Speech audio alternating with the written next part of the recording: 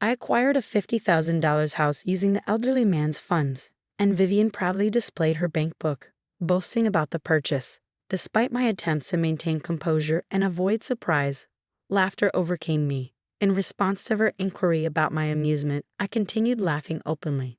The eldest son's wife seemingly aimed to leave me speechless, but instead of retorting, I chuckled unabashedly before regaining my composure. I looked at her, and with a touch of sympathy, uttered, "Sorry for you. My name is Rita, and since marrying my husband, who is a decade my senior, I've been a subject of gossip. He was already affluent, owning multiple companies and substantial wealth. Marrying a significantly older man, especially one with such financial standing, led people to assume I was after his money. However, I genuinely never coveted his wealth. In reality, my husband grew up in poverty after his father's disappearance due to gambling. Living in the same apartment complex where I was the landlord's daughter, we became childhood companions. As a child, I confessed my feelings to him, only to be rejected with laughter and a promise to reconsider when I was older.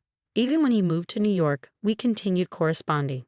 Despite my repeated confessions, he maintained the stance that I was too young. Our communication persisted even through high school, where he expressed surprise at my continued affection.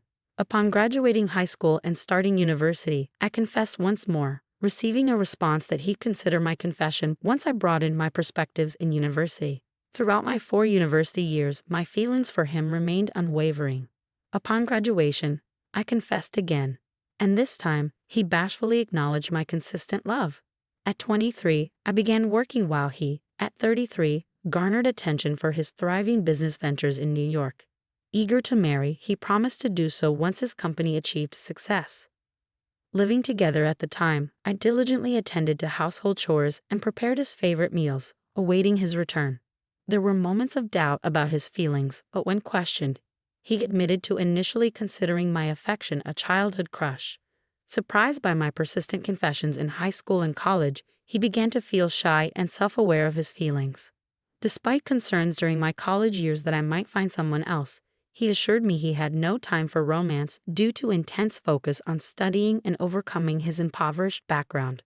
Both of us remained confident that we would never betray each other. We always had a harmonious relationship, even amidst the news of various couples in our circle going through divorces. The concept of divorce seemed distant and irrelevant to us. With my husband amassing a $12 million fortune, some people, aware of our 10-year age gap, assumed I married him for his wealth or speculated about insurance benefits upon his demise. While some understood our long history together since my infancy and didn't jump to such conclusions, there were those who stubbornly clung to misguided beliefs. Despite the occasional gossip during social gatherings, where people assumed my husband had never experienced poverty and unfairly judged us based on societal assumptions about privilege, I remained unfazed. Whenever I noticed disapproving looks from my husband, I'd simply advise him to smile and brush off the rumors. Our love stood steadfast, unaffected by external opinions. My husband had complete trust in me, choosing to believe in our bond regardless of the skepticism around us. Several years into our marriage, we welcomed our eldest son, Peter, followed by the arrival of our second son, Dan, the following year. As a family of 4, we enjoyed financial comfort, yet my husband and I decided not to disclose our wealth to Peter and Dan. Instead, we taught them the value of money from a young age. In elementary school, they earned 10 cents for assisting with household chores, received a monthly allowance of $1, and managed their finances through piggy banks and account books. Despite our financial stability, we instilled in them the unpredictability of the world and the importance of financial responsibility. Both Peter and Dan, influenced by our approach, learned to respect each other's interests. By the time they reached high school, instead of asking for pocket money, they expressed a desire to work for what they wanted. Peter took a job at a cafe, while Dan found employment at a bookstore. My husband and I eagerly anticipated their futures, sharing in the excitement of discovering the kind of people they would eventually choose as life partners. When I mentioned the possibility of them choosing same-gender partners or opting for a single life, my husband laughed, agreeing that their happiness was paramount. We shared a heartfelt laugh, acknowledging our simple wish for our son's happiness, not anticipating the surprise that awaited us when our eldest son expressed his intention to marry someone that left us exclaiming, "You're marrying her?" I want to introduce you to the woman I have been dating, Gad. Mom and Dan. I'm considering marrying her in the future. Even after Peter and Dan graduated from university, started working, and moved out of the family home, we made it a point to have a family dinner once a month. During one of these dinners, Peter announced his decision, and both Rita, my husband, and Dan were already in a celebratory mood, expressing excitement about meeting her. That evening, Peter brought the woman in question to our house. Upon entering, she marveled at our home, expressing aspirations of living in such a fantastic house someday. She exclaimed how wonderful it was, and Peter watched her with a fond smile. When we greeted them, she introduced herself as Vivian, mentioning that she works as a model, although she uses a stage name.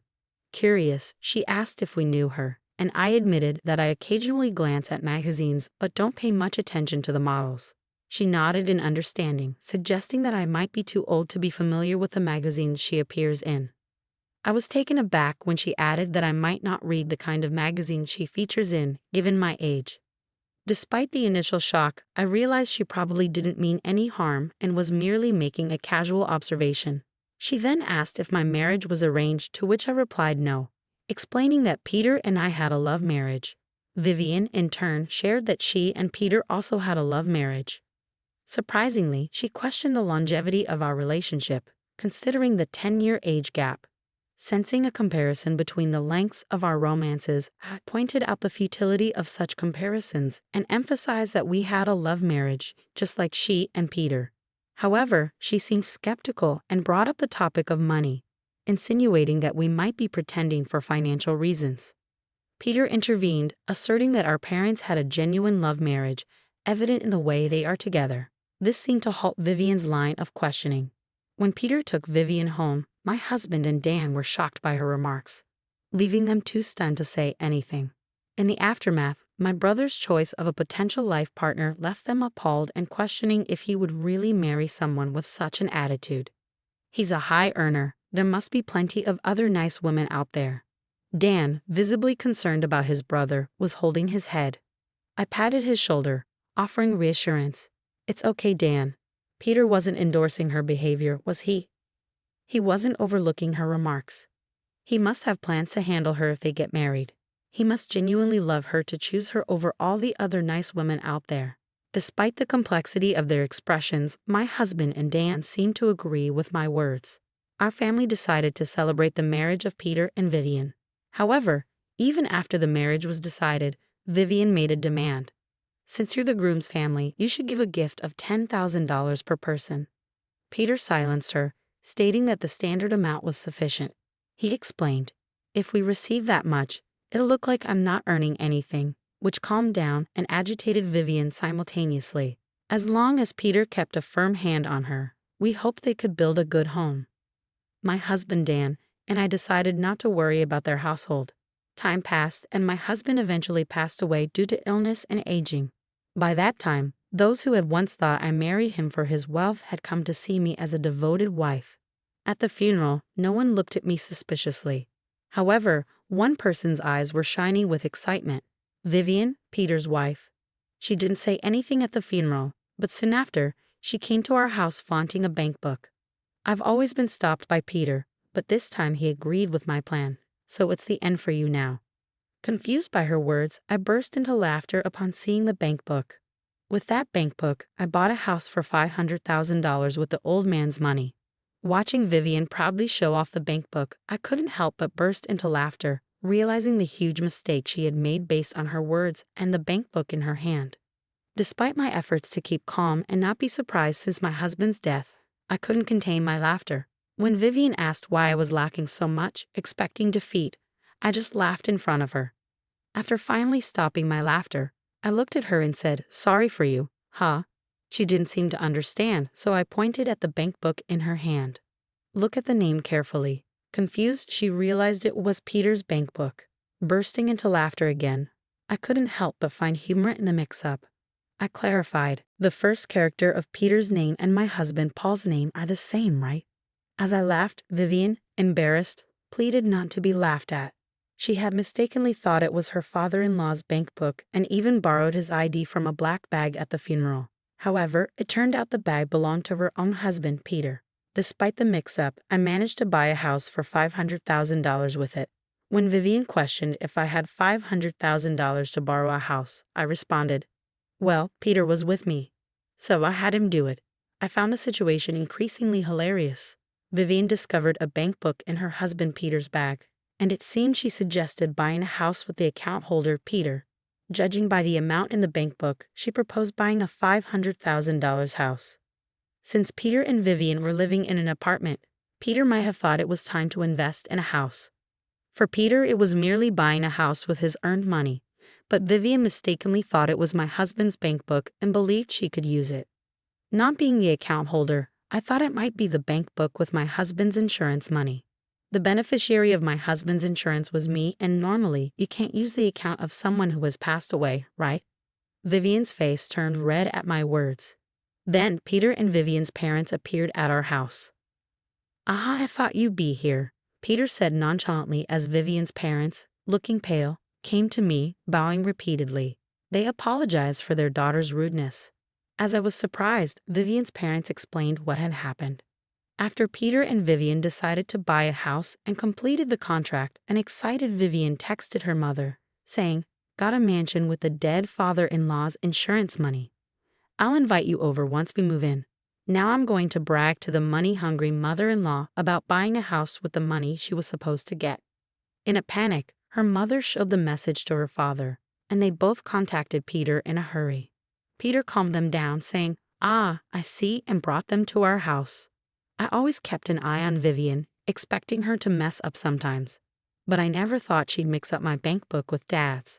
I didn't think she'd make such a blunder. Peter laughed as much as I did when he realized Vivian's mistake. Vivian's parents told her to apologize, their faces still pale. But Peter and I continued to laugh, creating a chaotic scene. Once we stopped laughing, Vivian's parents apologized and said, "We're truly sorry for what our daughter did." Seeing her parents flustered, Vivian also apologized to us. "Oh, it's all right. In the end, I haven't suffered any harm," I told Vivian and her parents, but they insisted on apologizing. "We know you two had a love marriage and were together before your husband built his fortune. We saw your husband on a TV program talking about how you two met. My wife and I were so moved by your love story," Vivian's parents explained. I exclaimed in surprise as I didn't know anything about it. Peter, sitting next to me, said, I thought Mom didn't know.